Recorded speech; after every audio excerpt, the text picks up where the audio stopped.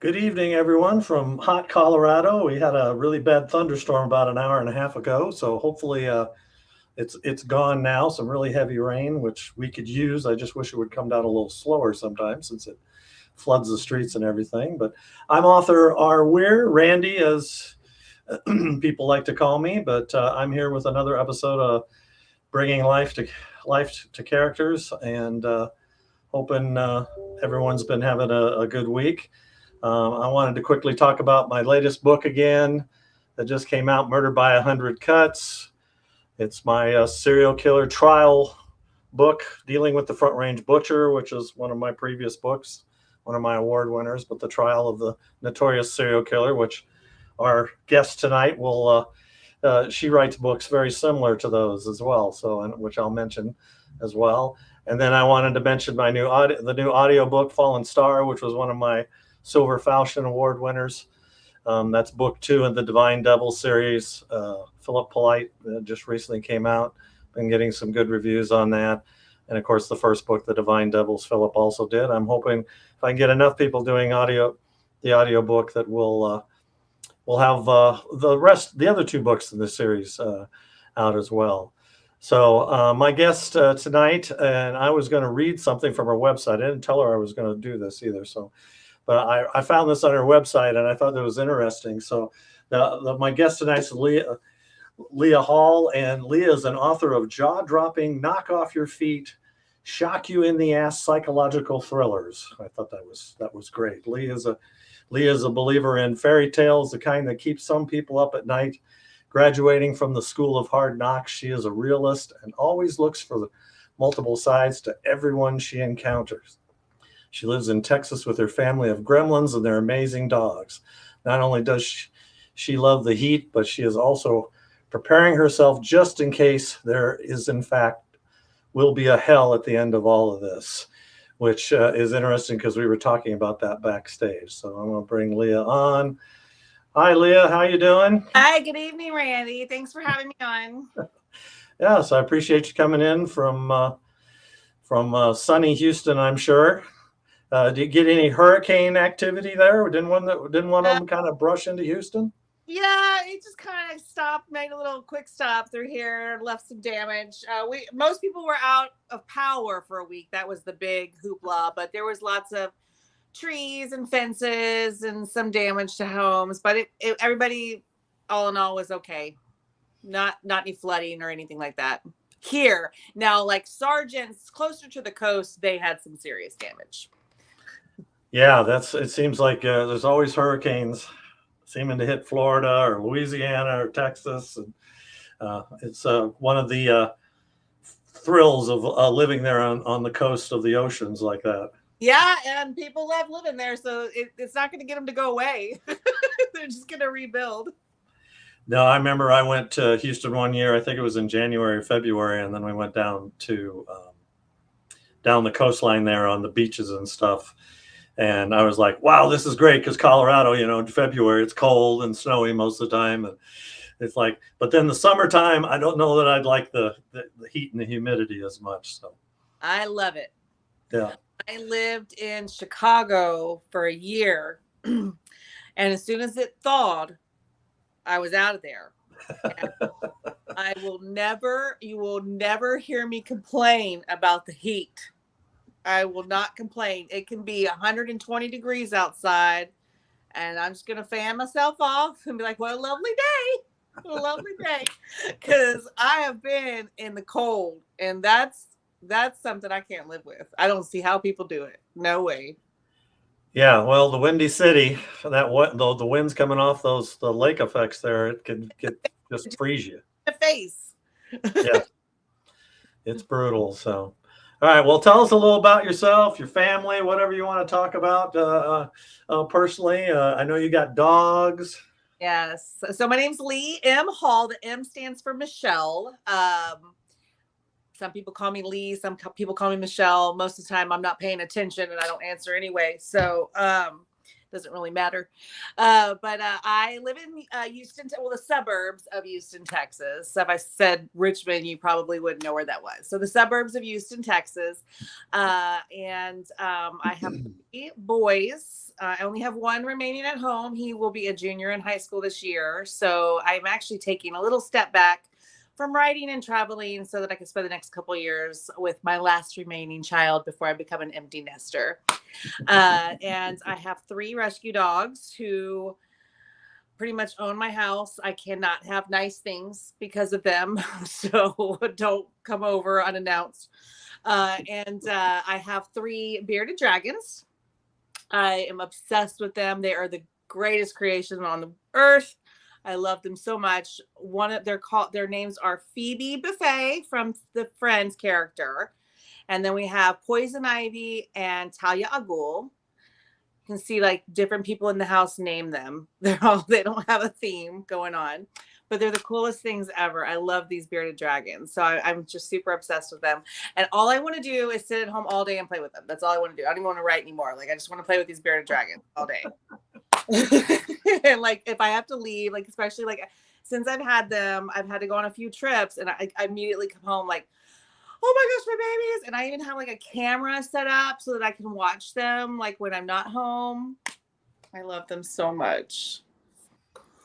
And my daughter has a gecko, Dusty, and she also has a tarantula too. So she likes and she's got a pit bull. So she likes all those different things. We have a dog too. We love rescues. Every dog we've ever had is a rescue.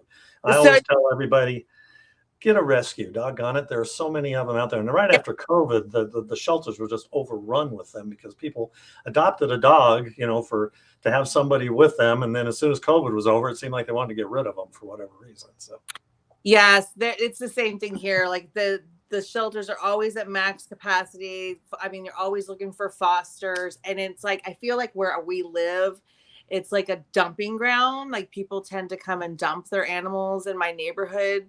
And so it's like every day there's a dog running around the streets and it's just heartbreaking. But did your daughter live with you with all her animals? Yeah, she actually she went off to college.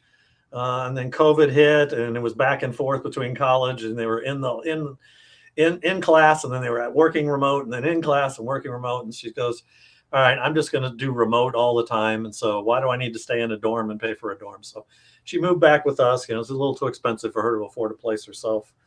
And so she lives down in our basement in our house. So with all her animals, I know when she got a spider, my wife was like, but now she likes it. So she's got used to it. It kind of involves you to other things. But spiders live in my house rent free. Like you gotta kill the spiders. If there's a spider running around, you feed it.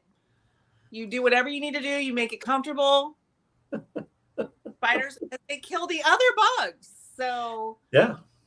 Sure. I don't even dust like behind stuff because I don't want the cobwebs to go away. I need them to stay there.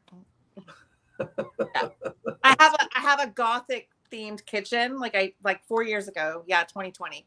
So 4 years ago, no, 2021. So 3 years ago, I updated my kitchen and I made it's all gothic theme now. So it's like black and bone paint, and then it's like everything's like skulls and crows, but it's like, oh well, I don't have to dust in here like ever. Because it's just part of the decor.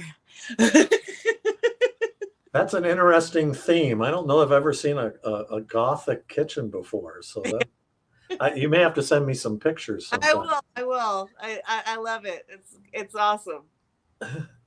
So and do you host like family like Christmas and Thanksgiving and stuff like that at your house too?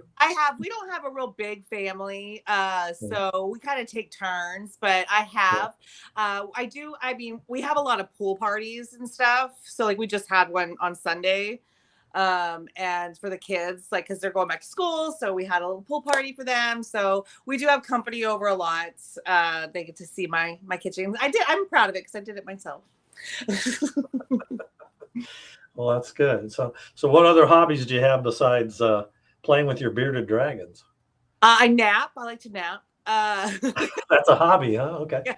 Well, I love eating, of course. And sometimes I think I use reading as like a procrastination tactic to when it comes to writing, because it's like, oh, but I want to, read this book instead of working on my manuscript. And so normally I do really good with writing during the summer, but I have not been in much of a writing mood this summer. I haven't even completed one manuscript this year. But the one I'm working on is kind of difficult. So I'm like, okay, that's okay. You can just sit and read. That's fine. It's considered research anyway. You got to read what's out there. Sure. Read the competition, right? Yeah, but I basically, I mean, that's kind of all my hobbies, I think.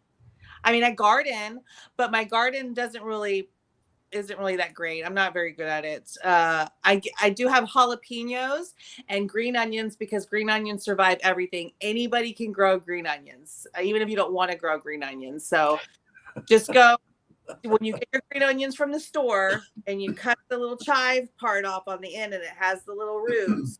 Stick that in a bowl of water and let it grow, and then you just go put it in mud outside, and you'll forever have green onions. Like you don't have to do that. So, but I have peppers, like jalapeno peppers, habanero peppers, bell peppers, tomatoes, and the green onions, of course. I used to have more, but we get a freeze here every year now. Like Really? for like the past 4 years, it freezes in February. So this last freeze, it knocked all my plants out. So I had no more year-round garden. I mean, Colorado, you can't have a year-round garden in Colorado. So you've got a growing season, but there you could get away with it. Some of our stuff, it will die because it gets too hot. Right. So come August and September, like into July, beginning of September, it's so hot outside that it'll kill off any herbs you have. So like all the herbs will die off, and then the peppers will start to flourish a little bit, but then they'll start to die off. So nothing's really year round. And I cannot figure, I get like one tomato at a time. My neighbor across the street, she can make marinara sauce for the whole neighborhood like once a week. She gets so many tomatoes. But I get like one little tomato, and it's like green for like 3 weeks before it finally is like ready. So I don't know what I'm doing. I'm not very good at it, but I'm trying for the zombie apocalypse days. I'm going to have my one tomato every month. Have you ever read The Martian by Andy Weir? Not related to me. No. Or seen the movie? No. Yeah. Planting the potatoes. That was how he survived after he got stranded on the Mars. It's right here. No. I got Project Hail Mary and Artemis. These other two. Yeah, Artemis. I had to look to see which ones. No, I think I've seen the movie though. Yeah, Matt Damon played the main character. But yeah, he gets stranded, and the only thing he has is potatoes. And of course, you can plant just like the onions. You can cut the potato and grow the potato. So that's all he ate. And I did that one year. And I had like potatoes in my little basket that had eyes. The eyes had all started to grow out of them. So I said, I don't want to eat these, but I can plant them in my garden. So I tried doing that, and I forgot about them and never went and dug anything up. So I don't know if there's any potatoes in the ground out there. Well, the bugs probably ate them, right? Oh, yeah, I'm sure they did. Yeah. So what motivated you to be a writer, and how long have you been writing? So I've always wanted to be a writer. Back, middle school English class, I took creative writing later on in life, but I was never very good at it. I could never, my sentence, my paragraphs, my chapters, like everything just blended together, and I could never finish a story. Like I never knew how to come to an ending, a conclusion. Let's wrap it up. Like you get a short story assignment and you'd have,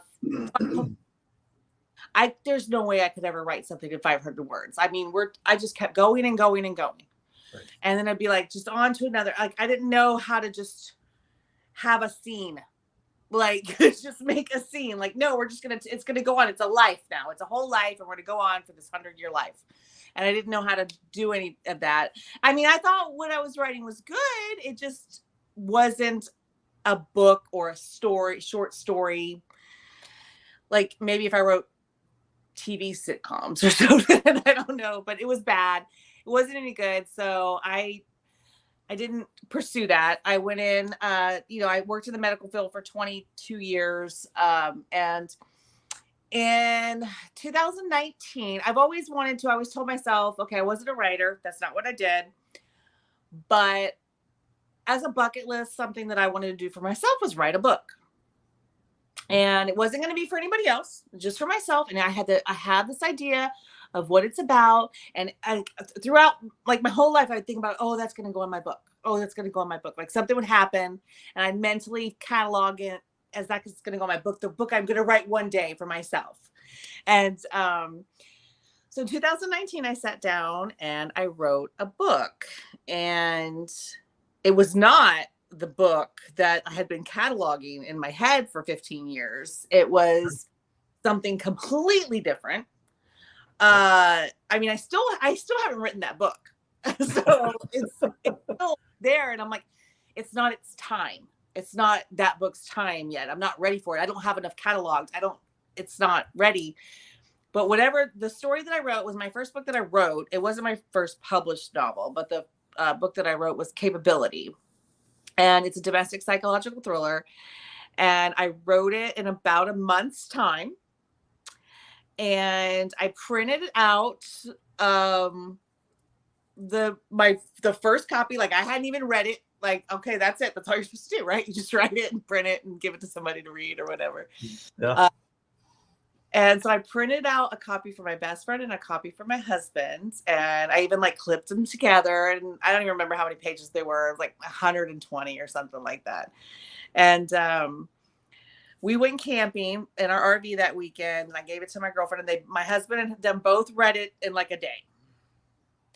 And they both were like, this is what you're supposed to be doing. Wow.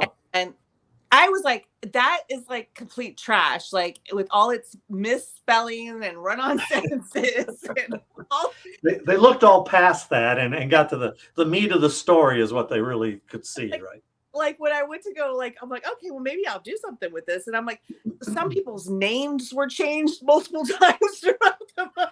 Yeah. It was all over the place. Yeah. But once I wrote, when I finally threw up that inside of me and I finally was able to complete a book and have a story that made sense, they wouldn't stop. The characters wouldn't stop. So I learned when I wrote that first book, because I knew how I was as a writer, I learned that I have to write my ending first. So I go in and I write my ending first, basically like the last chapter. And then I go back and I work my way up to it. And I've learned also to keep a character list so you remember their names. But so you know who's who, and they don't change their names 3 times in the middle of the book. So I go in and I write the ending first, and then I go back and typically just work my way up to where I ended. And a lot of times the ending stays the same. But there's been a few times where I've made some adjustments or like added on a little more to after that scene. Yeah, I was going to say, I don't know that I've ever heard anybody write the ending first. I mean, I've written the ending partway through. Like I'll be partway through a book and I go, okay, I know how it's going to end, so I'm going to write the ending, and then I'll continue working up to it. I would have been really impressed if you said you wrote the last chapter first and then the second to last chapter and the third, and you went back completely backwards than what is normal. That would be really impressive if you could write that way. Yeah, no, I mean, well, I have skipped stuff where, you get to that middle boggling point and I'm like, I'm just going to skip over this for now. And Yeah. This hard part later. I have. So you always write a book like that? All your other books that you've written so far, you always start with that last chapter first? Yeah, typically like something will come to me. It'll be a character, like just the character of somebody I want to portray, or the title. Like one small detail will come to me, like the character, a title, a situation, a setting, maybe one little thing, and then I think of what the conclusion will be. What's it going to come to? What does this go somewhere? So I have to know that this is going somewhere, because like I said before, I could never finish. Like I'll just keep going and going and going, and I don't know when to stop. So it could be total garbage, and I could be 100,000 words into it and being like, okay, I just wasted 6 months of my life, and this is absolute trash, and I'm never going to use it. So I need to know that it's going to go somewhere, that this, whatever happens before is going to get here. So yeah, I always, with every book, I've written 15, 16 books now.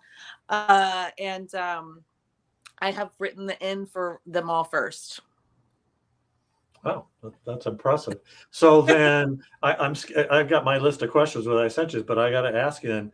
So does that make you a pantser, or are you a plotter? No, or plotter, but okay. So I go and write the ending first, and then I make my character list. Now my character list will have as many characters as I can think of. Sometimes a little side character gets thrown in there while I'm writing, but most of the time it's everybody. Like right now, the one that I'm working on has like 50 characters. It's a very, very big cast because it's a small town. So basically everybody in the small town is like somehow involved in this. And so I have like a small description. So I have like their name, their age, their race, their nationality, their if they're married, single, if they have kids, if they're overweight, if they have a tick, like something like that.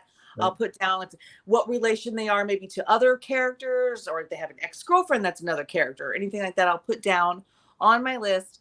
And so I have all my list of characters ready to go. So like right now I'm working on the manuscript, and all my list of characters that I've made so far haven't even made it into the manuscript yet. So it's like I'm still creating scenes. So I'll have that. I have my ending, and then I go through and I do a chapter layout. So I'll start with basically, and most of the time I stick with how many chapters. Typically my books run about 35 to 40 chapters, and my chapters are typical, 5 to 10 page chapters. It just depends. Some are shorter than other, but most of the time it's like 10 pages. Maybe there might be a few that are a little longer. But I'll do like a description of what's going to happen in that chapter. And then so I go through and I do that. And then sometimes while I'm writing, I might get to that chapter description and go, okay, this doesn't fit here. I need to add another chapter in between because I need this to happen before this. So it does sway. I don't stick to that, but I at least have an outline that I know what I'm working with so I don't get lost. Because I do step away from my work for long periods of time. So I might come back and be totally confused. So I have to have and then, but I was so proud of myself because I did my last release last year, the one that's up for the top pick for this year. It's called The Broken Sister, and it's a domestic psychological thriller. I actually pantsed that one. I just wanted to try it and see. There's the cover for it. That one, it was a top pick for best suspense this year, and it was up for the Reader's Choice nomination. But it's that one. I did write the end, and then I went back and I pantsed it all the way through because it's basically set around two sisters, so there's not a whole lot of characters in there. So I had a lot of room. And actually I ended up changing a little bit of the end when I got to it, because of my kind of winging it situation, but that was fun. And I actually wrote it pretty quickly, considering I did not make a character list and I did not have an outline. Yeah. So I got a comment here from DG. He's an author too, and he's listens to, but he talks about he does similar things with when he writes as well, and then he plots with it. I'm a total pantster. I mean, I have a basic idea to start with, and I just run with it. And sometimes it works well, sometimes it doesn't work so well. That's but great. I can't be. I don't like to be strict within a sideline because I feel like my characters sometimes help me write the story. And it sounds like with the one you did with the pantser, it kind of was that way with you. That it just kind of maybe the characters were kind of speaking to you and telling you what you needed in that. Yeah, it's twin sisters. So every chapter is a different point of view from a different sister. So it's first person. So chapter 1 will be one of the sisters. Chapter 2 is the other sister. So I kind of just fed off of what happened in the previous chapter, how this, because they're identical twins, but they're completely different personalities. Right. So it kind of just ping ponged off of each chapter of what was going to happen next. And it was fun. It was a lot of fun.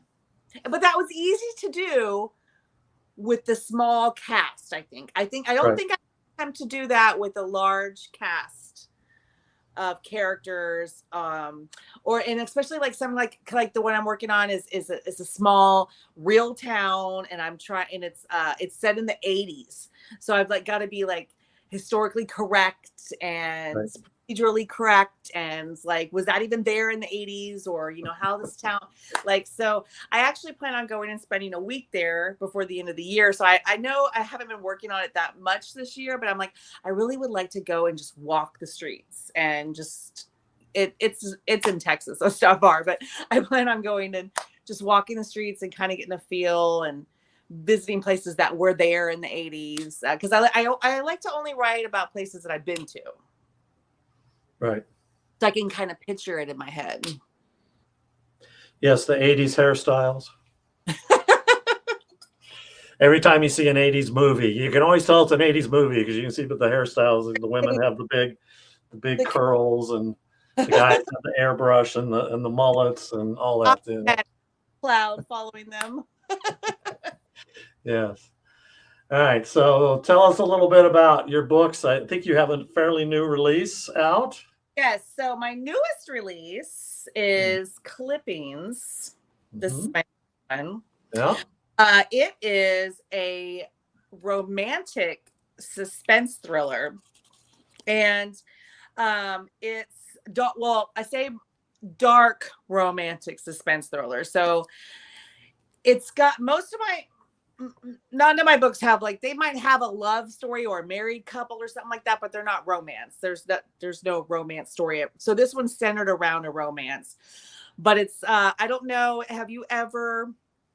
It's a noir movie from the early 90s. It's called Boxing Helena. I remember the title. I've never seen it, but I remember that movie coming out. I was a little too young. Probably shouldn't have watched it. And it lives rent free in my head. I just was like, I loved that movie. I loved it. It was so enthralling to me. And that was what was my inspiration. That and the song Change by Deftones. So I was, a few years ago, I think it was 2020 or 2021. I went to a Deftones concert, and I had taken an edible before the concert. I was feeling good.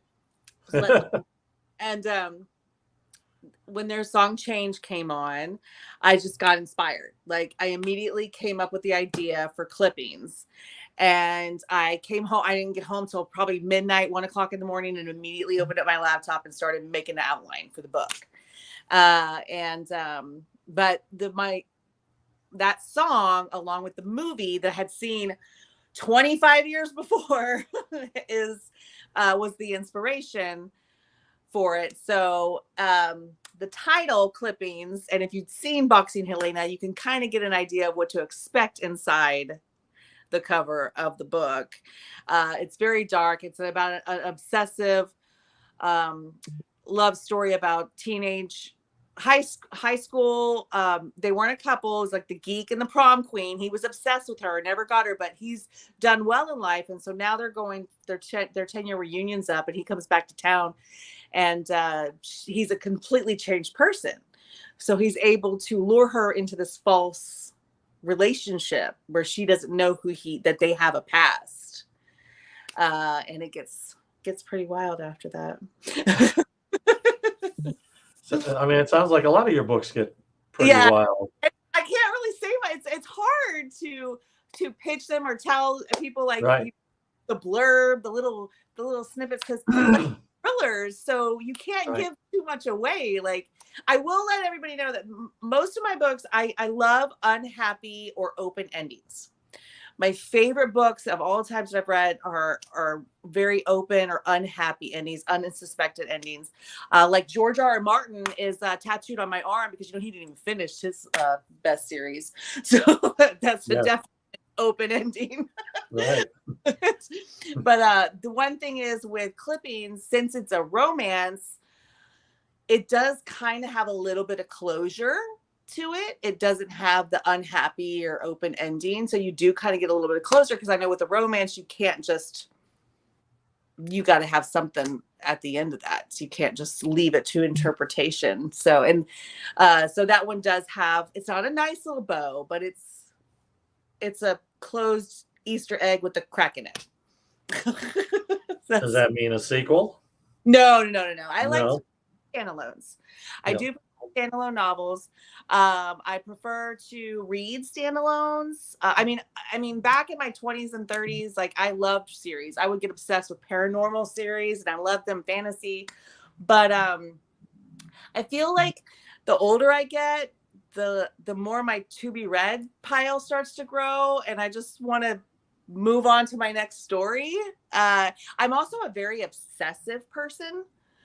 And when I love something, I have to devour it all right then and there. And if a series isn't out all yet, I will go crazy. I'd have it all right. So wait, the next release, yes. and I'm I'll buy the books when they're released, because I know I like the Rebecca Yarros books, The Fourth Wing and all that. So I bought the books when they came out. I wasn't planning on reading them because I know she's going to have a 5-book series. But then my book club picked the book, and of course I immediately read book 2, and I'm like, okay, now I got to wait a year and a half for book 3, and I hate everybody. So I do have a series, one series, because everybody's always like, you got to have a series. And I'm like, I wrote Within These Walls. And I wrote it and kind of put it aside, because I thought, if I'm going to write a series, that's the one I'll do. That's the one I would continue with, because like my other books, it has an open ending. So you can feed off of it if you want to. You can make it keep going. I originally didn't plan on it, but I ended up writing 3 books.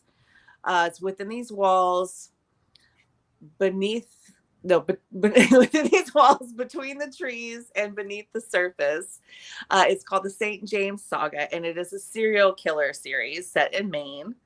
Mm-hmm. And book 1, you don't get, it's not from the investigative point of view or the serial killer point of view. You get an omniscient point of view. So at first you don't know who it is. It kind of starts out a little bit of a mystery, and then throughout the book you get little trinkets, and then by the end of the book, what's happening, who's doing it. And then book 2, you find you're there, you're in their lives, and you're finding out how they're doing it, how they're getting away with it, why it's happening, all of this. And then book 3 is does it keep going? Did they get away with it? What happened to them? So it that one does have a little bit of closure to that one as well, just because it's a series. But it twinkles off at the end of book 3. I mean, there could be more, but there's not. And if anybody was questioning that, there's no more. It's done. It's very hard writing series. I mean, because I print all of my books. I do a round of edits in print, and I bind the papers together, and I go over it with my red pen. And I had to go through, and I had this thing just with so many marks and so many sticky notes. So I'm like, okay, what color was his blankie that he carried around in book 1? Because it's got to match book 2. And it's everything has to line up. I'm like, this is a lot of work. Yeah, it is. I have 10 books in one of my series, and yes, I always sometimes have to go back and reread to make sure, that, yes. I mean, you can get away with certain things like hair color changes. People could, they could dye their hair and stuff. So you can kind of do that. But, if they're right-handed in one and they're left-handed in another, and, maybe let's avoid saying which one favors the other. We're just not going to say it. We're not going to mention any. Yeah. We're doing 10 books. nobody's getting descriptions at all. Yeah, especially when I'm actually bringing back characters from the previous books, obviously. And like when I did the new book, Murdered by 100 Cuts, was a trial about the serial killer. But that book there was like 2 other books in between that. So it'd been like 3 years before the trial because I was working in COVID, a lot of trials were delayed and, he changed lawyers and all that. So I never really thought I would do the trial part. And then it was like, nope, this is the idea. I think I'll bring him back for that aspect of, because usually, the investigator may catch the bad guy, but we don't always see what happens to the bad guy. Does he end up going to jail? Does he get put to death or whatever? So I kind of went through and said, okay, we'll give a little bit of a conclusion. But yes, that you always have to go back and make sure, and doggone it, your readers will catch. Oh yeah, like that too. So.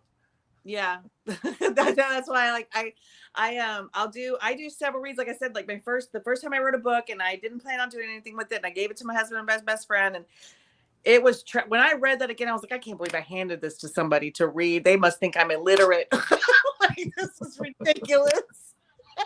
Well, you did it in a month, so I mean, you obviously didn't go back over and reread everything. And I didn't even read it. Like I just spit it out now, and so now, I mean, my thing is like, if you aren't sick and tired of that book, if that side of that book would make you want to throw it across the room, you haven't read it enough.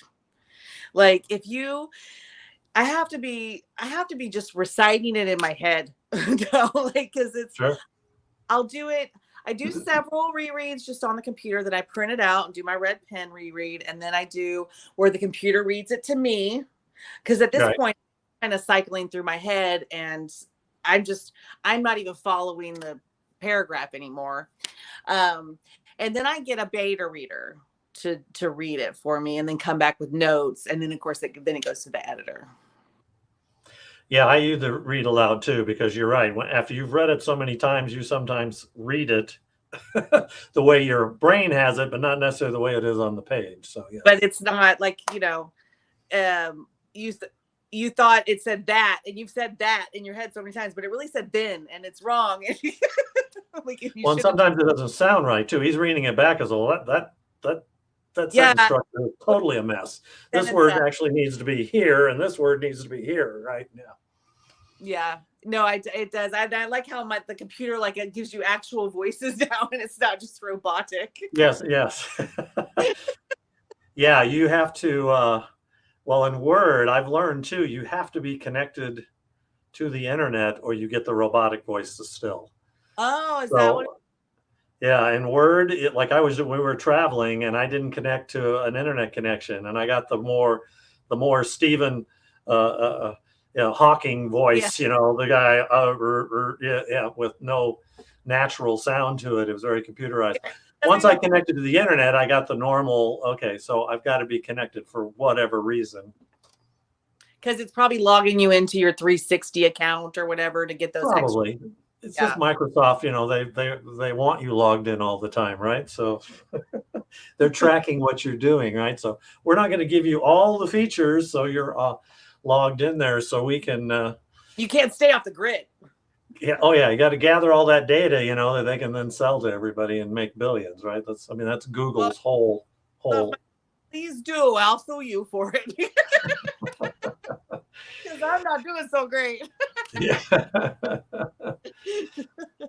Okay. So we talked. You don't have any. You really didn't have any serious. So you don't have any characters that carry over from book to book too much at all. No. They're always new. My books are very character driven. And I know a friend of mine had an idea for my book capability. She wanted the detective or the main lead female to carry over in with one of her books and for them to do something together. And we just never did it. And I said, that'd be a cool idea. Because I know that's something they said, like, if you don't do series, kind of, it reminds me of the girl who wrote Emily or something. I forget her name, but the Something Borrowed, Something Blue. books that she had out. It was always like a character like was making an appearance here and there, and you just little snippets. But I have not done that. And I think a lot of the main reason why is because my books are all have a very same dark theme, but the settings are all very different. So, for example, like the places, I have a lot are set in Texas, but like Clippings is set in Texas. This Family Sucks is set in Texas, and Capability set in Texas. But then I have like one in Louisiana, one in Chicago, one in Maine.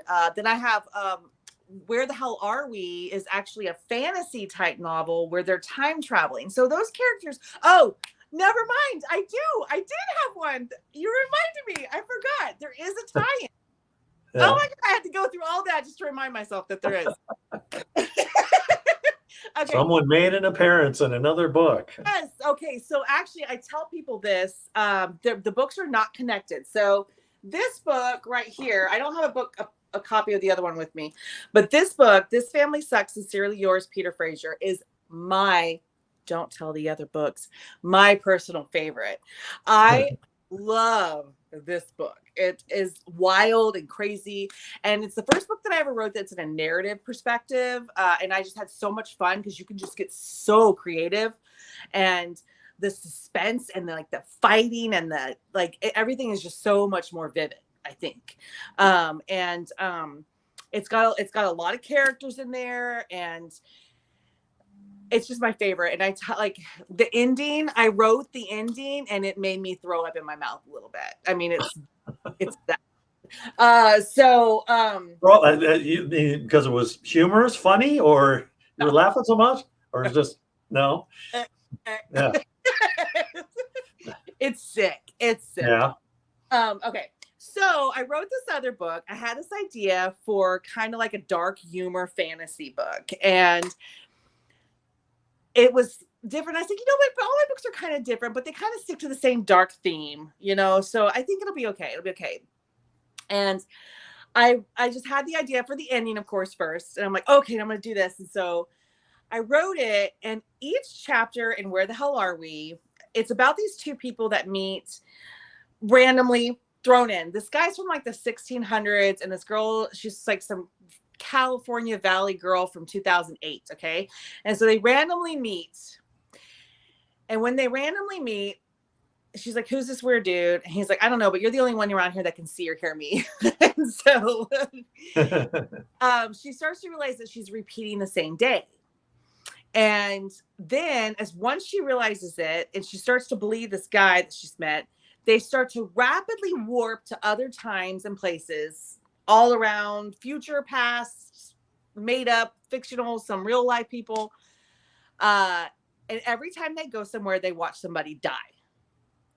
So they start making a game out of it, and they're like, oh, whose death day is it today? So as they're traveling, they're watching these scenarios, and they're trying to figure out, and they're trying to see if they can change stuff, and they're getting to know each other too at the same time. And so my husband was the one who had a good idea to put one of the death scenes from this book in that book. Gotcha. So I always tell people the two books are not connected, but I would recommend you read this one first because there's a little spoiler in that one. I'm like, it's just one little chapter, and you later on read this one, it wouldn't be a big deal. But I'm like, if you planned on reading this one, read it first. So were there authors that you read that wrote a lot of the same type of dark psychological thrillers that kind of inspired you, or you just always have had that deep, dark thing lurking in the background of your head? I do have two authors in particular that I would say if like somebody's read all my books and they're looking for similar authors to go through their catalog, is Taryn Fisher and Lucinda Berry. Mm-hmm. So their books are, and they vary too. Like sometimes mine aren't as bad or graphic or, sadistic, or like some of them are more hardcore than others, and theirs vary in that as well. So, some of them are heavier and darker than others. But like Lucinda Berry has a lot of similar, very dark, very disturbing. And she also has that kind of like open to interpretation endings. And I fell in love with, I think what the number one thing the book that made me really fall in love with the unhappy endings was Taryn Fisher's Morrow. Morrow by Taryn Fisher. I had to make sure that one was the right one. Yeah, it's up there. That book was just all out insane. And she did that where she has Mudvayne, Morrow, and I think there's another book, Atheists That Kneel and Pray or something, where there's a character that bleeds into all of them.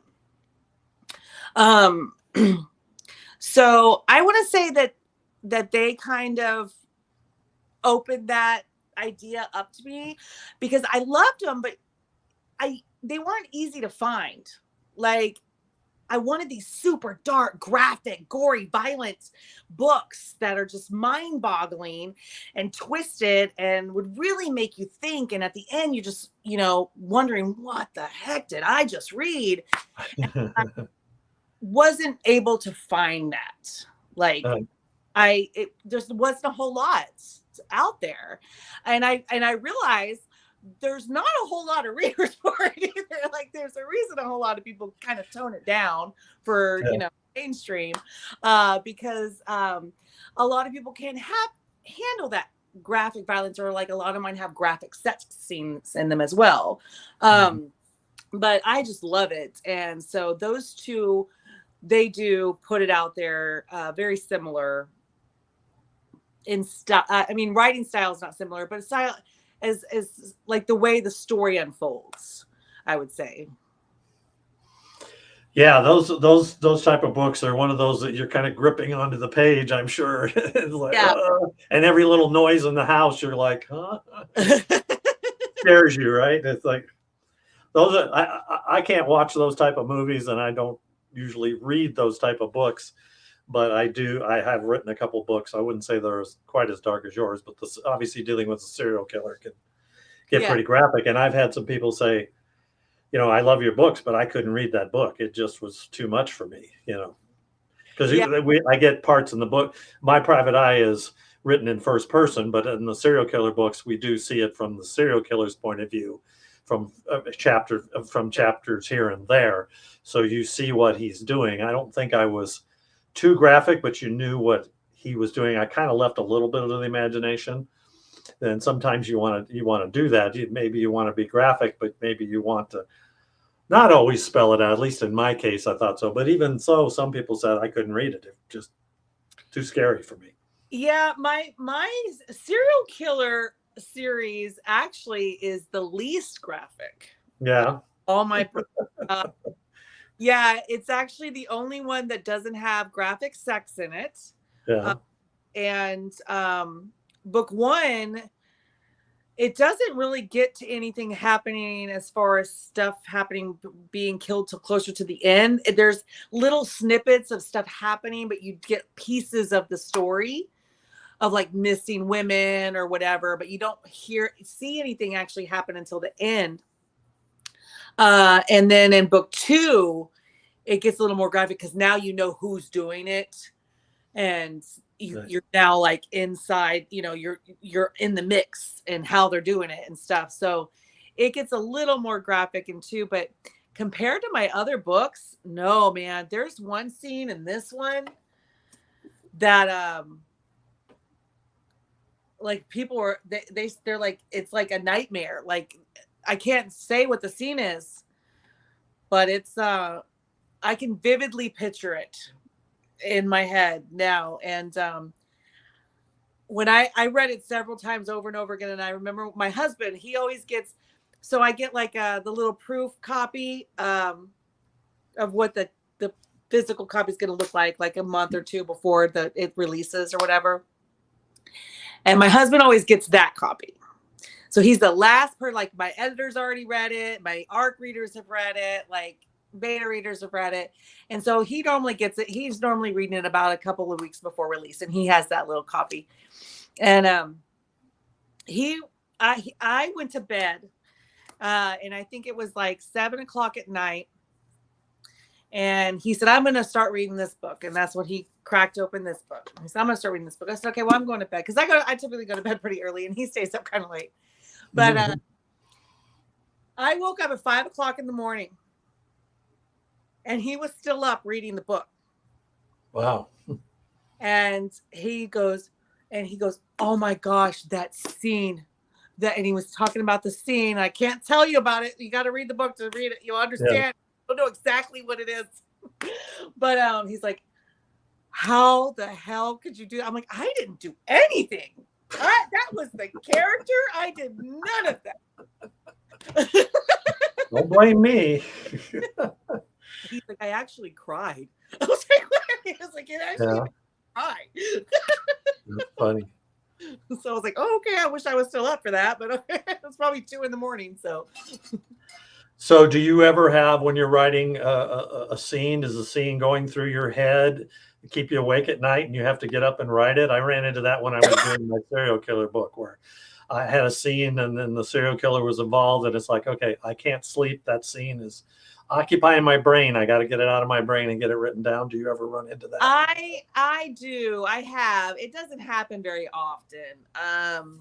But and it has. That's why probably I haven't worked much on my manuscript this year, because it hasn't happened with my current book. But I think I just need to get more in the setting with that one.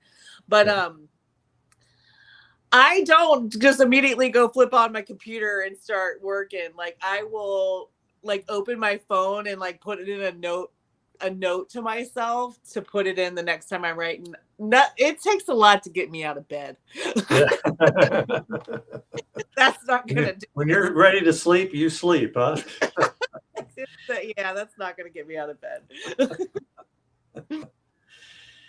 Okay, so are any of your characters based on real people that you know? No. They're all fiction. I know like people that I know in real life who, when I first started publishing, and my first book, Girl Bully, and it was a bestseller. Like it shocked me that how popular it was right from the bat. But everybody I knew, for some reason, just was reading. I was like, oh no, like y'all aren't okay. Don't skip that chapter. I was like, I don't know what that's out of my head.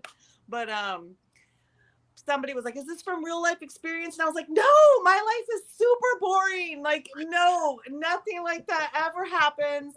And then people would be like, oh, I know who that character is. I'm like, no, they're made up in my head. They're fictional people in my head. They're not based off of anybody I know. Oh, well, that one has the same first name as her. And I'm like, it was a name that popped in my head. There's no way, rhyme or reason why these people get their names. Like, they're just randomly given names. I try really hard not to name every guy Michael and Richard.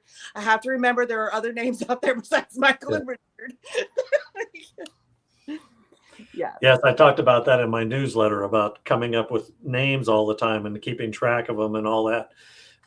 And sometimes you want to be careful about, you get too many names with the same first letter or whatever, they all sound the same. And yeah, it could be a challenge. And you're always trying to find, for me, I try to find at least some unique names that kind of stand out, especially for the more prominent characters. Baby name book, and I go through and I've got like yellow highlighter. There's names that I yellow highlight, then I tab the page of names I want to use in the future, and then orange highlighter, I've already used them.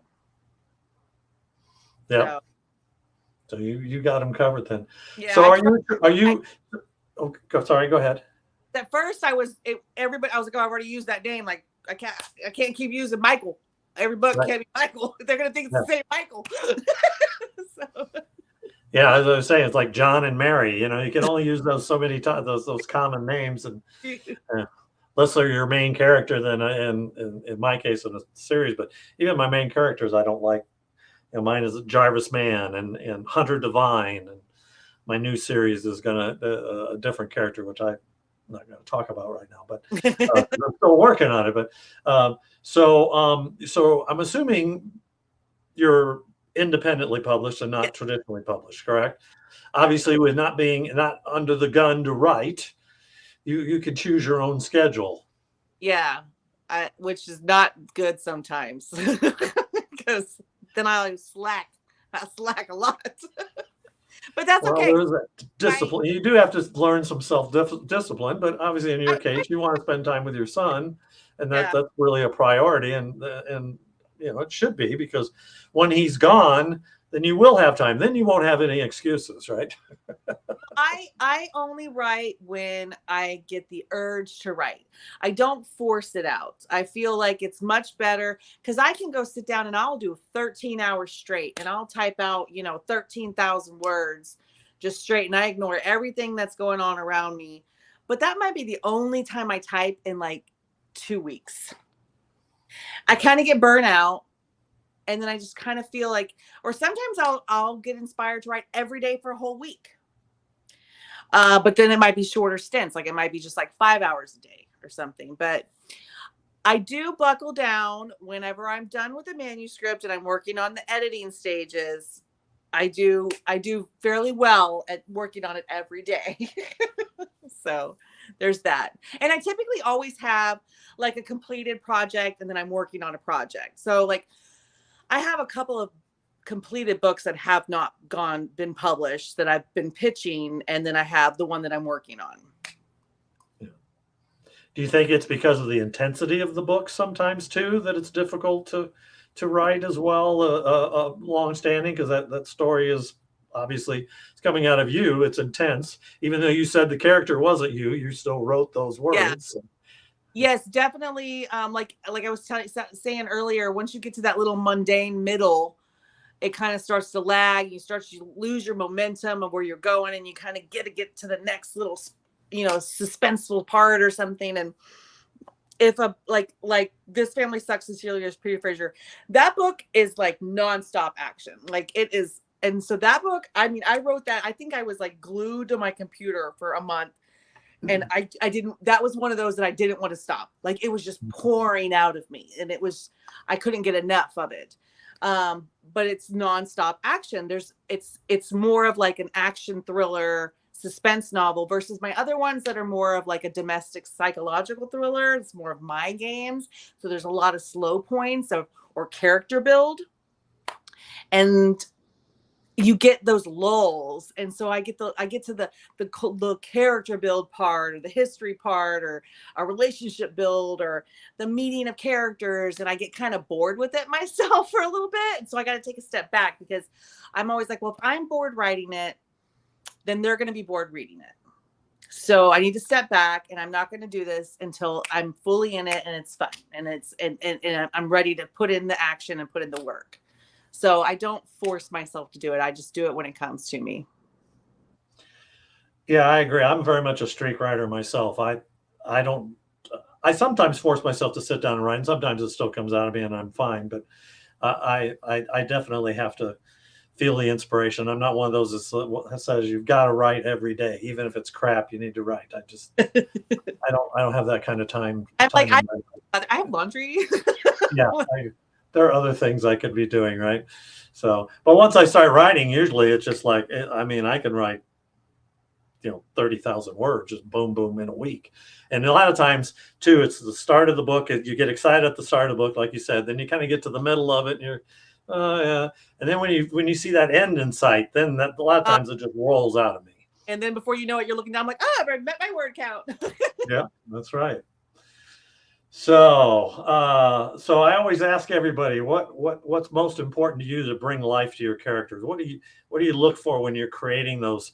Obviously, you've got your characters are very dark and have some twisted emotions and feelings and stuff. So, but what do you look for to bring those out? Obviously, to make them seem human. Even I mean, even dark, twisted people have human qualities.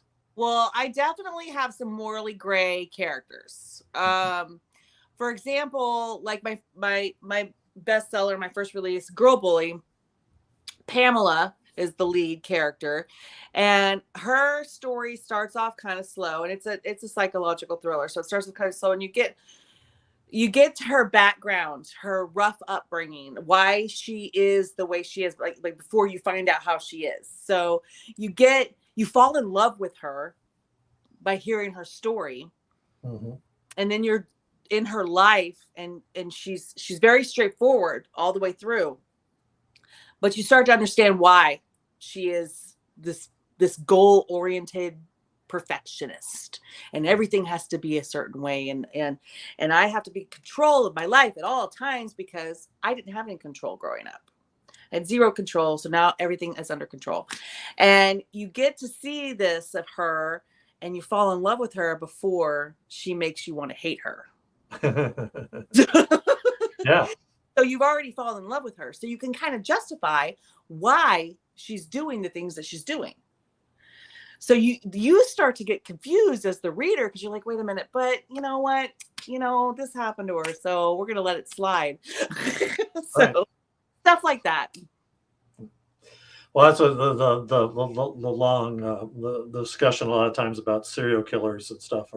Are they born that way, or are they made? There's something in their life turned them into a serial killer, and there's instances, I think, where in both cases it can be true, but all of us are affected by what's happened to us in our past. Every step along the way turns us either one way, good or bad. And I think, yeah, you're making them root for her. yes. Yeah, and then it's like, oh, wait a minute. Hey, I'm not morally gray. Yeah. But I think that with a serial killer, Pamela's not a serial killer. She's a different story. But my serial killer story, I think there's a triggering moment in a serial killer's life that sets it off.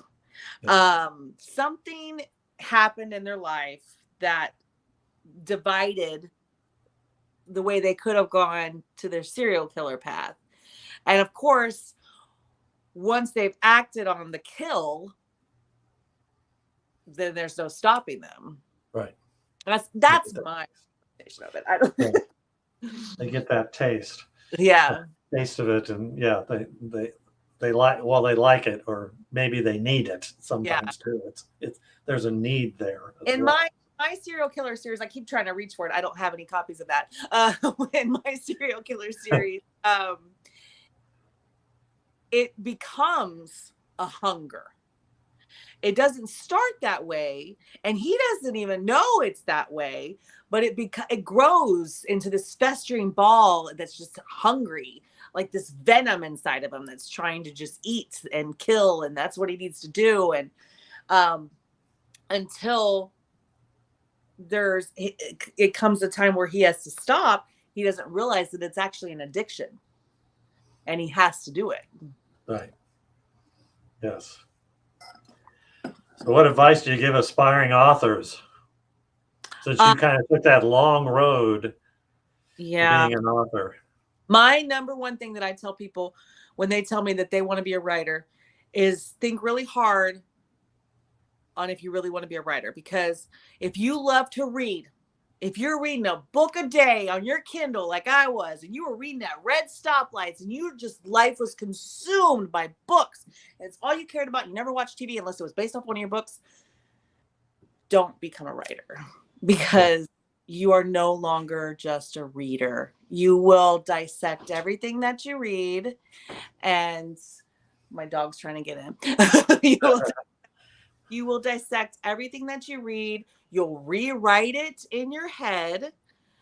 I mean, there are still times where I do enjoy books. Sometimes I can't somehow get let loose and dive in, and the story will suck me in, and I don't think about it so much. But 90% of the time, I'm thinking about it. The writer brain is still turned on, and it's hard to just enjoy the book. Right. And I always tell people, like, make sure that's something that you're willing to give up in return for being a writer.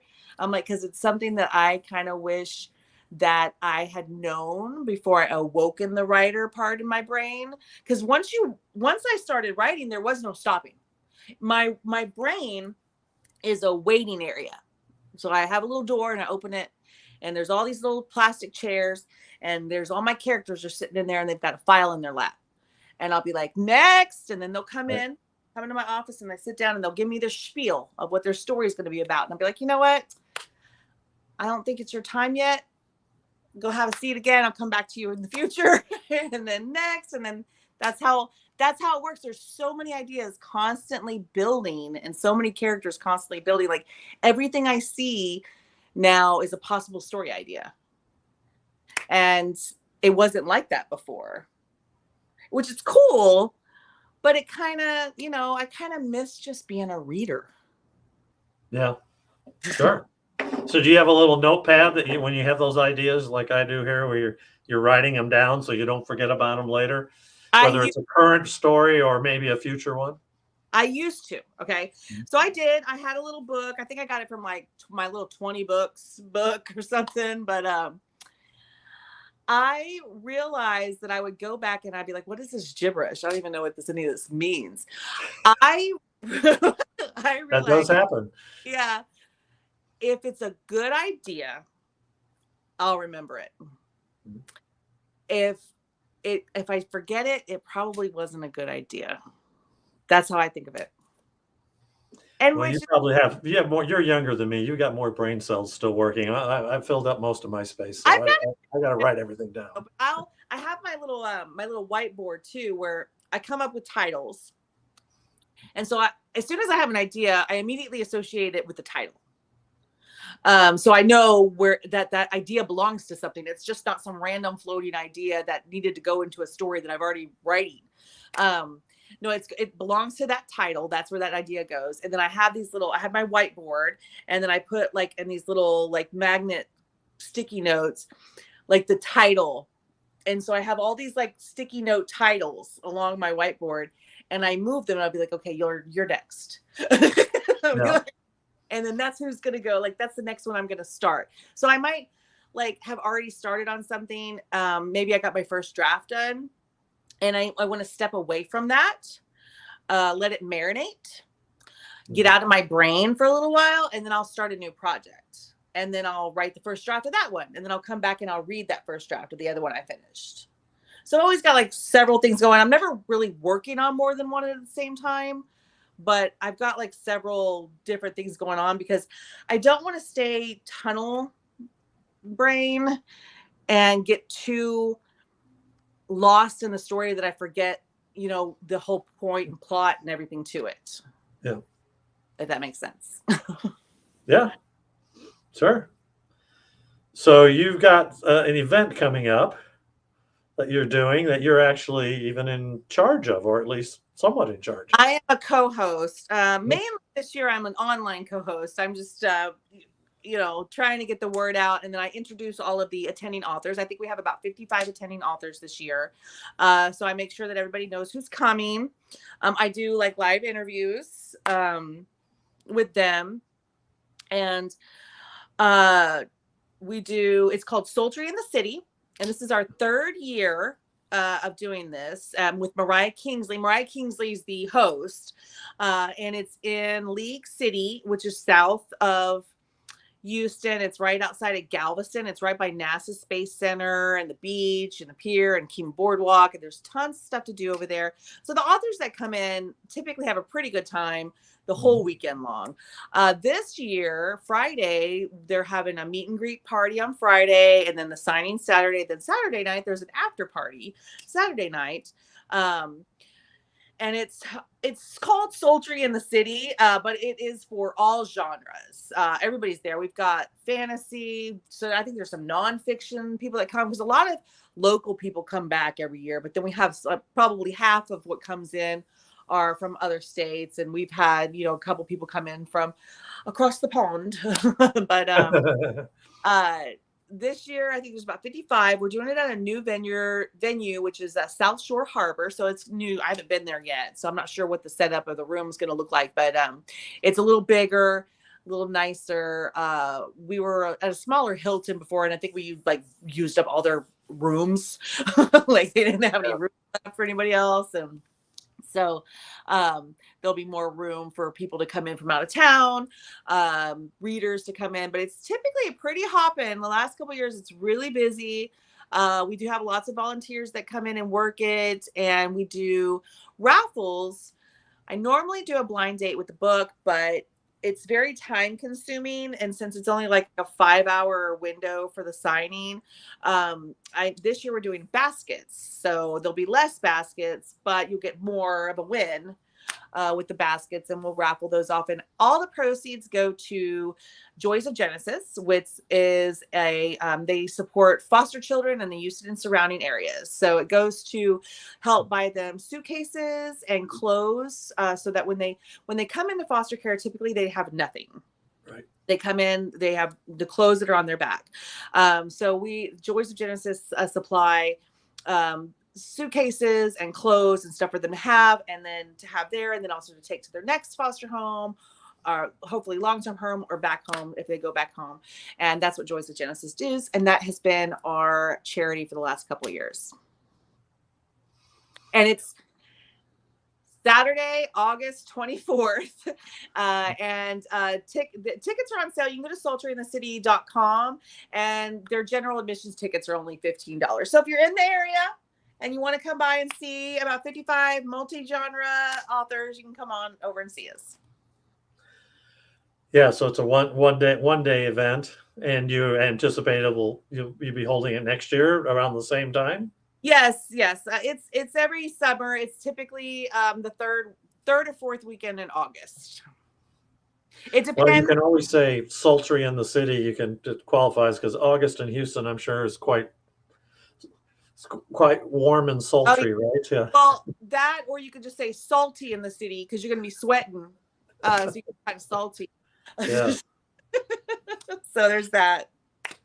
And then, are you going to BoucherCon too? I will be leaving directly from Sultry in the City to go to BoucherCon. I'm super excited. I've never been to BoucherCon before. This is my first year. Yep. So I'm really excited about going. I know I met you at Killer Nashville last year, and I originally had planned on going to Killer Nashville and BoucherCon, but I thought about it because I have my bearded dragons. I really didn't want to be away from them for 2 weeks. And my husband and my son are like, "What about us?" And I was like, "Yeah, y'all can be yourselves." But yeah. But I was like, I don't know if I could be away from my lizards for 2 whole weeks. So I ended up going ahead and staying here and deciding to go ahead and do Sultry in the City, and I'm just going to leave and go straight to BoucherCon. So I'm really excited. I'll be getting there. I'll be there Tuesday through Sunday. So it starts on Wednesday. I'll be getting there Tuesday through Sunday. But I am super excited to see you and Lanessa and Kirsten and all my friends. But I'm also someone I just read for the first time this year that I am like in love with. I'm on the second book of his right now, is S.A. Cosby. Don't know him. No, I haven't met him, I don't think. This doesn't ring a bell. Met him. He's going to be there. I saw him on the list. I hope he's there. But I'm reading All Sinners Bleed right now, and he also wrote Razorblade Tears, and then he has a third one that I haven't read yet. It's called Blacktop Wasteland. So that'll be my next one. But I keep looking behind me to see what the titles of these books are. Okay. I am in love with his books. Now, an agent that I met at Killer Nashville last year that I had pitched one of my books to, the book that's coming out in October, needed what are they called? They query them. What your books are similar to. Right. And I couldn't think of anything. So I'm like, to me, my books are very much not like any other books. Like, I can't think of other books that they're like. I'm like, they're very unique. Like, I don't know of any books that are like them. So he actually recommended, after he read my manuscript, that I read S.A. Cosby, because it was very similar to Razorblade Tears. Not similar as in the storyline, but like the writing style and the whole setting and all that stuff. Right. So I was like, okay. And I read it and I was like, oh, he's right. So I can actually have a comp now. So where's one? I need like 3. But I read that. He only had I think he only has 3 books out. So I didn't want to devour them all at once. Cause like I said, I'm an obsessive person. I will want to eat everything you have to offer right now. Sure. So I waited a little bit. I read some book club books and stuff in between. And now I'm reading All Sinners Bleed, and I'm loving it. So good. Oh, hopefully. So you said he was going to be at Bouchercon or Killer Yeah, Nashville? I think All Sinners Bleed is up for Anthony. Is it up for an Anthony? Yeah. Yeah. Yeah, that'd be my first time. Bouchercon is like way bigger than Killer Nashville, from what I understand. So Yeah. it's going to be interesting. It's going to be out there at the Gaylord, which I think you can get lost there. It's so large. But yeah, because we have a Gaylord in Dallas that with Book Bonanzas. Well, there's no more Book Bonanza, but it used to be held there, and I mean it's humongous. So yeah, I can only assume that this is probably similar. I mean, they've got like a water park. yeah, it's going to be a lot of. I know they were doing. You could rent segways, and I'm like, wow, you ride a Segway around the place just to get from one place to another. So we'll see. I mean, it's going to be a matter of I've got several people I'm hoping I'll get a chance to see, but it's just a matter of the crowds and everything else and finding our way around. That first day, Wednesday, I think I'll probably be spending just trying to figure out where everything is. Yeah, well, if you see me and Lanessa, you feel free to link on. Yeah. In with us. Well, and I saw the picture of you and Kirsten on there, and I know Kirsten very well too. So we met also at Killer Nashville. We'll just start forming our link, our chain link. Yeah, that's right. Yeah. Get her way around. So yeah, well, 20, but we used to go to 20 books, and that was like where are you going? Come here. Are you going to do some of Lanessa's? I know you said you were going to take a year or two off, but Lanessa's doing several events now too that she's running. Yeah, she's trying to talk me into it. I told her that I'm not doing anything next year, but I'm sure she hasn't said anything more. But I'm sure she's going to bring it up. We're sharing a room at the Gaylord, so I'm sure she's going to bring it up during the week. Yeah, we're going to go to the Branson one next year. Will be the first time I've done. Florida's a little far for us to go, but the Branson one we'll drive to that one and see how it goes. I don't generally do as well at author events. I do a lot of craft fairs and things like that. That's where I sell most of my books, and I do really well. Yeah, I do those local ones. Yeah, a lot of those. Church books. Church, I don't know. Church might not want you to have your books in there, but I don't. I'm like, they're not for you, honey. They're not. Yeah, there's a quilting lady over there. That's right. Yeah, you'll have nightmares. Yes. But it's surprising though, because sometimes I'll be like, they'll come up and I'll be like, these are really, really dark, and they'll be like, that's what I like. I'm like, all right, don't judge a book by its cover. Your book is sitting right next to the Bible on their table, right? All right. Well, we've gone about an hour and 20 minutes. So how can people find you? I am everywhere. I am an open opportunity writer. You can website. Find my stuff. I have a website. I'm not that up to date on it, but it does have all my books listed on there. That I do make sure I go put the new books up there. But some other stuff might be old news, like my signing events and stuff. But you can find half of my catalog is available on Kindle Unlimited, and Amazon doesn't play well with others. So you can't be in Kindle Unlimited and be on Libby and Hoopla and Kobo and Barnes and Nobles and all that stuff. So half of my catalog is on Kindle Unlimited. The other half is available everywhere. So you could ask your library for it, whatever. Now that is for e-reads. Paperbacks and hardcovers you can get anywhere. Just ask your library if they don't have a copy. I do not have all of my books in audiobook form. It's a very tedious job getting them put into audiobook, and I just haven't sat down and had the time for my latest releases yet.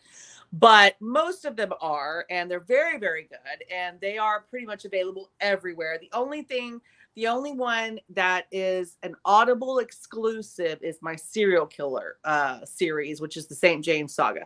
That is the only audio version that's only available on Audible. But everything else you can find anywhere else. You can go to Scribd, Hoopla, anywhere and get it. And I recommend that you do, because they're pretty awesome. So who does your audio for? Do you do them yourself? No. You were saying tedious, so I thought, well, maybe she records her own. I listen to everything myself. Gotcha. Well, so that you got to do, yes. I do. I know a lot of authors do it, but I'm a bit of control freak myself, and I'm like, I don't want anything because I follow the readers' little Facebook pages and stuff, and I see how y'all talk about these narrators. So I gotta I gotta keep on top of it, and I will listen to every second, and I will stop it and be like, nope, there's a breath there. No, there's this there. Like that's not pronounced right. And I do have a publisher, a Dreamscape does my audiobooks. Besides the one that are exclusive to Audible.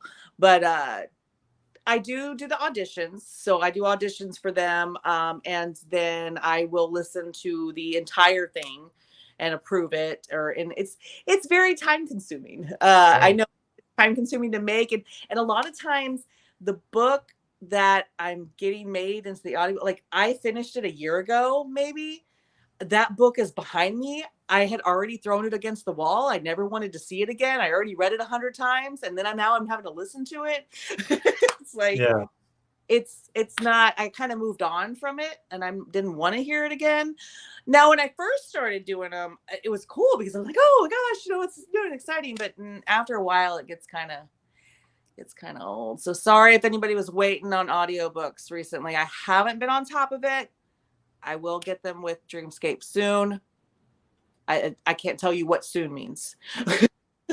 Yeah, well, and that's the thrill of being independent too. Yeah. Like you said, keeping your website up to date. I mean, I don't know how many times I go to my website. It's like, gee, I didn't post my latest book out there, or I didn't update. Maybe I had it there saying coming soon, and it's actually already been out for a month. Things like that. So those are the things that independent authors we have to do, unless we want to pay somebody to do that, and there isn't always enough profit. I have enough time to do it. It's just that there's so many things I forget. Like I logged into my author my website because I had my last release came out in May, and so I had like I'll sell signed paperbacks from my website. So I had to go on there and get all my orders, right? And I saw that the little pop-up banner that comes on my website was still vote for the Reader's Choice Awards 2023. And it was still a link to vote for Within These Walls from last year. And I was like, oh, God, this has been up here for a year? Yeah. All right. Well, thank you, Leigh, for being on. I appreciate it. Enjoyed talking with you. Hopefully we'll get to see you at BoucherCon. Yes. Amongst all the faces out there. We probably need to be like at an airport holding up signs, right? Going, hey. To get big heads made. Just get big heads of your face, and we'll all hold up our face. Yeah.